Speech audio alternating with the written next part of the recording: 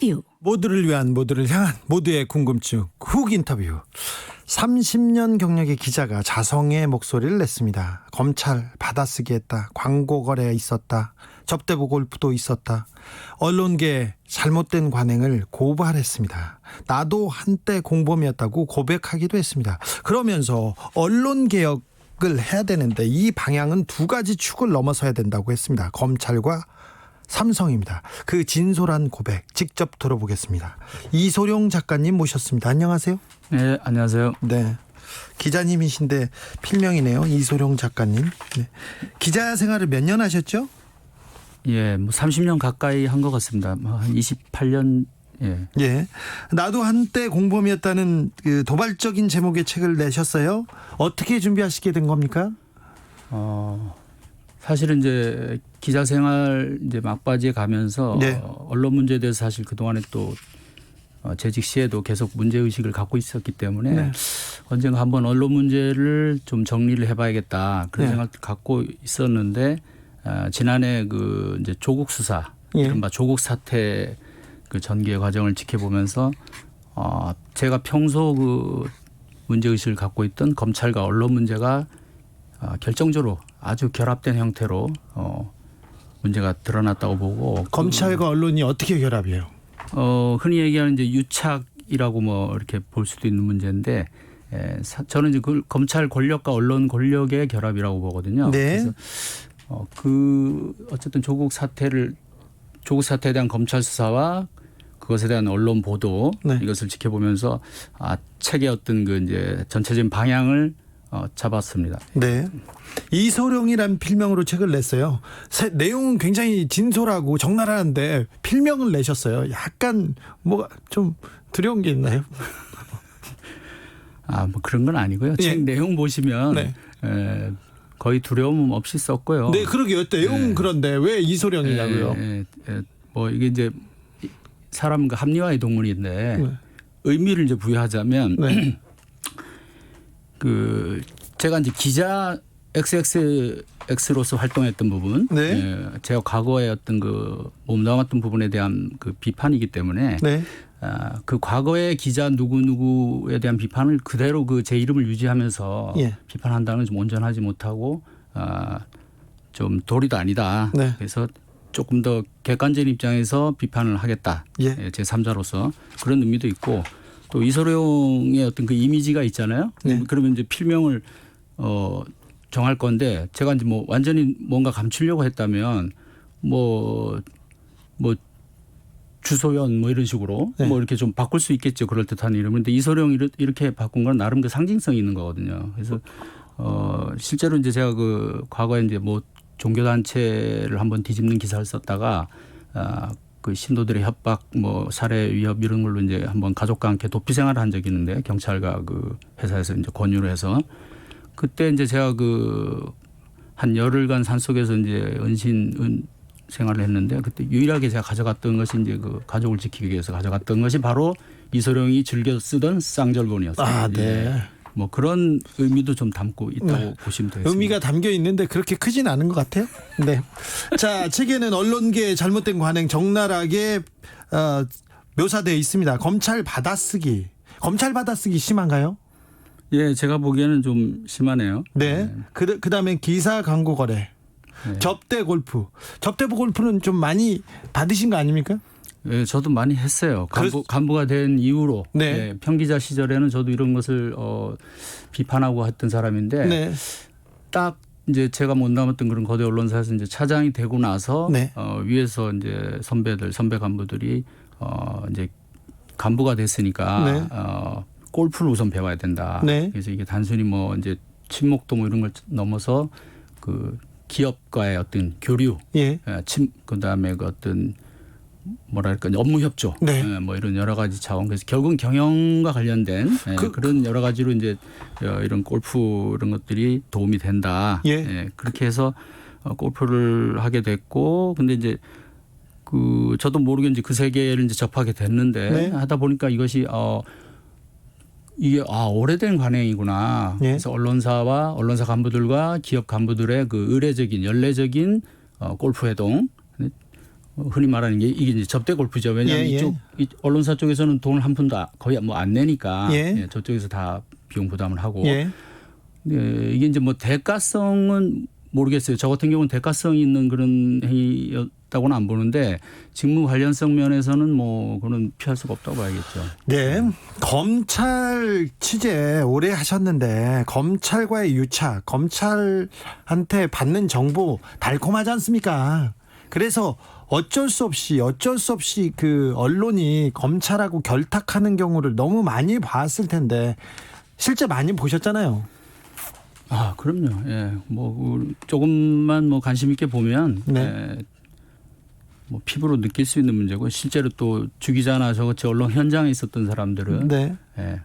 많이 느꼈죠. 특히 네. 검사가 하나 확인해주면 그렇게 기사가 편해지잖아요. 취재가. 편하죠. 검사가 공소장 하나 주면 많은 게 그 취재에서 커버가 되지 않습니까? 그럼요. 근데 네. 그 사실 저희도 공소장을 그대로 뭐 받아서 예. 거의 그거 토대로 조금 이제 살 좀 붙이고 해서 기사를 내보내기도 했고. 예.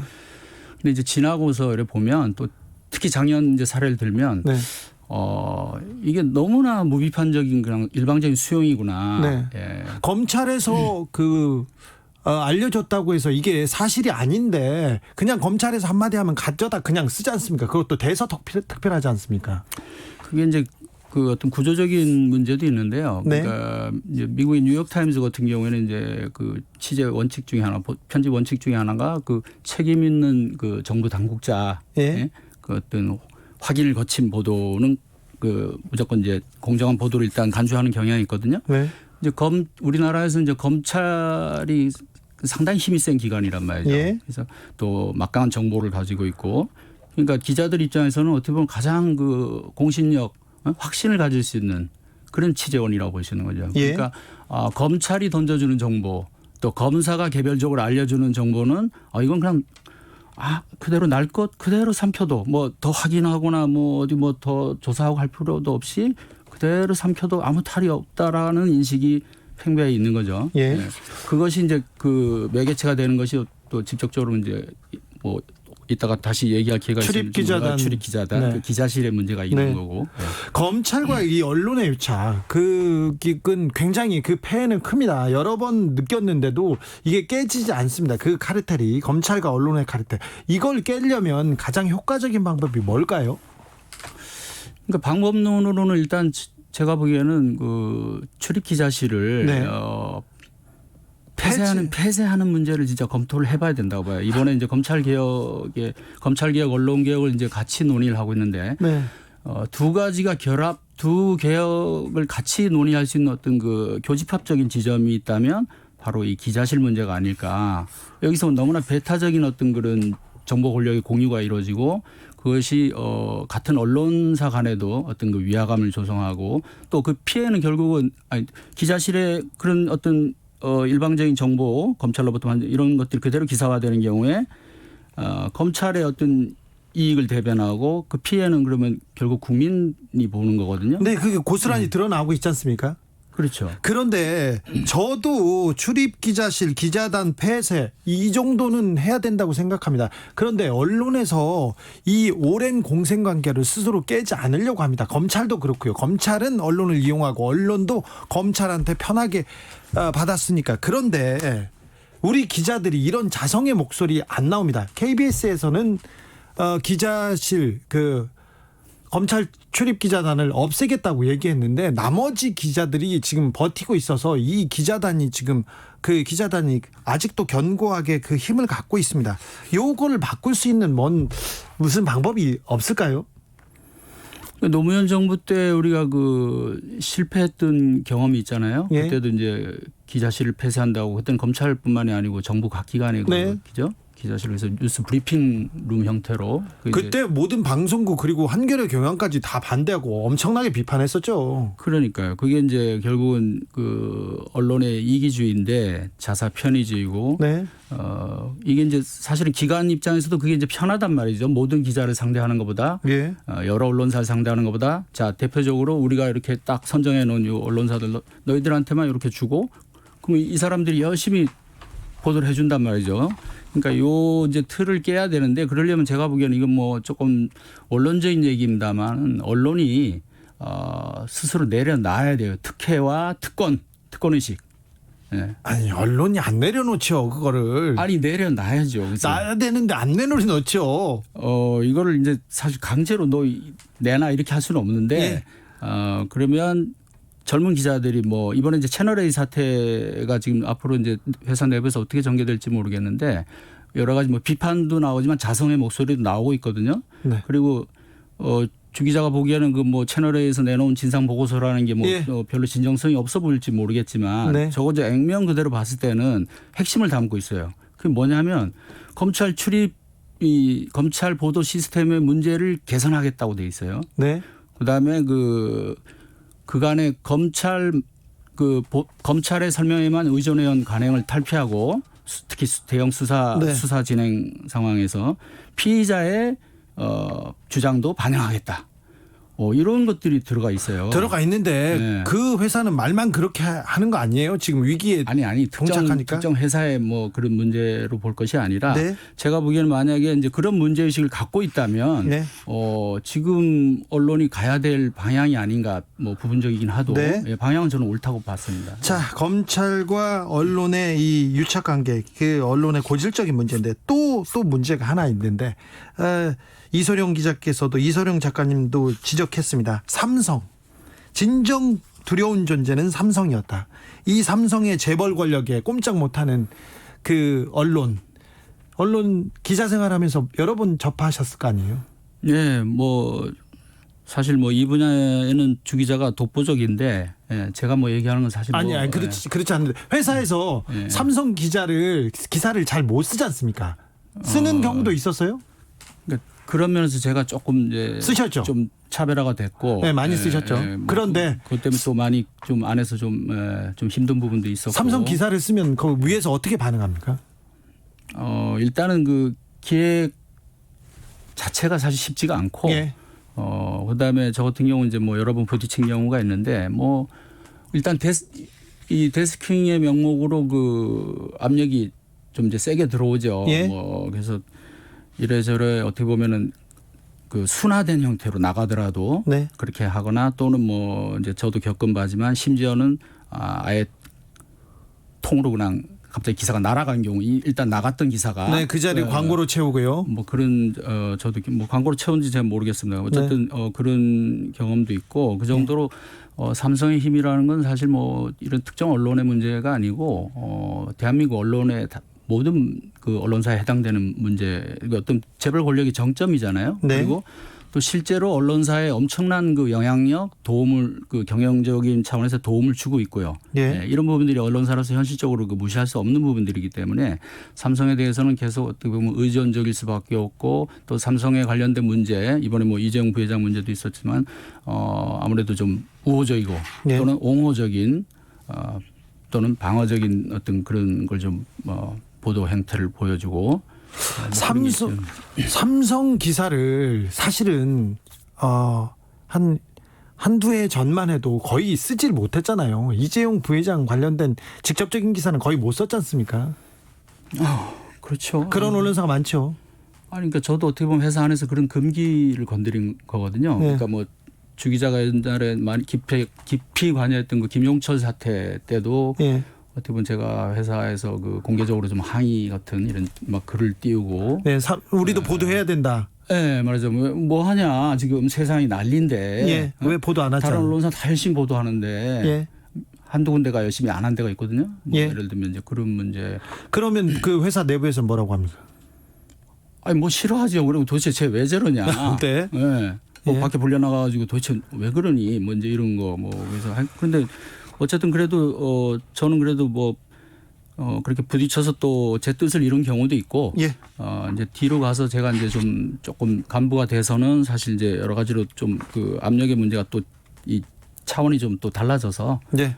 또 힘든 점이 좀 있었습니다. 언론사 내에서 공정 보도를 위해서 계속 지속 가능하게 투쟁하려면 어떻게 해야 됩니까? 뭐 가장 기본적인 거는 역시 기자들의 의식이라고 봐요. 예. 근데 제가 책에도 썼습니다만 오늘날 기자들의 어떤 그런 의식이라는 것이 이제 과거에 어떤 선배 기자들이 어떤 그 직업 정신, 직업인으로서의 어떤 그런 기자라고 할까 이런 부분이 지금은 단순히 직장인 기자로 전락한 이게 이제 뭐 여러 가지 경영 논리나 생존 논리 뭐 어려워진 언론 환경과 결합된 문제인데 그래서 여러 가지 그런 현실적인 어려움이 있습니다만은 그래도 역시 일단은 내부에서 기자들 스스로 각성하지 않으면 안 되기 때문에 제가 이제 열심히 그 내부에서 투쟁했던 그 하나의 도구가 바로 공정보도위원회였거든요. 노조 산하에.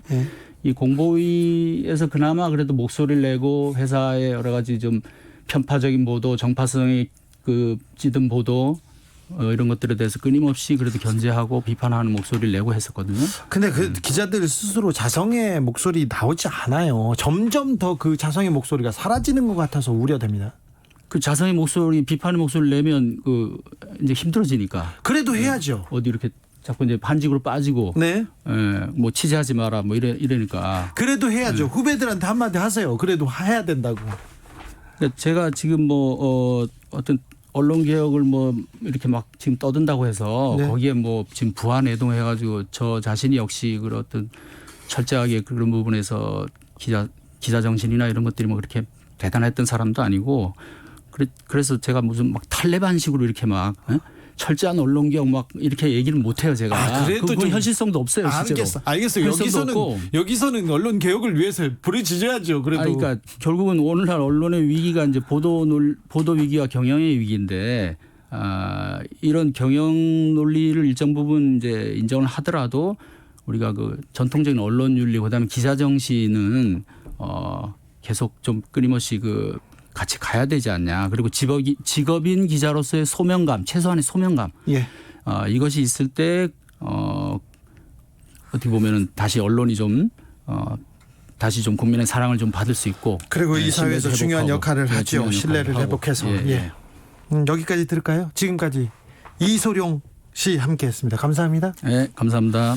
1632님이 삼성의 광고 수입 없이 언론사가 버틸 수 있을까요? 이런 질문했는데 그렇게 버티는 언론사도 있습니다. 네, 잘된 언론사도 있습니다.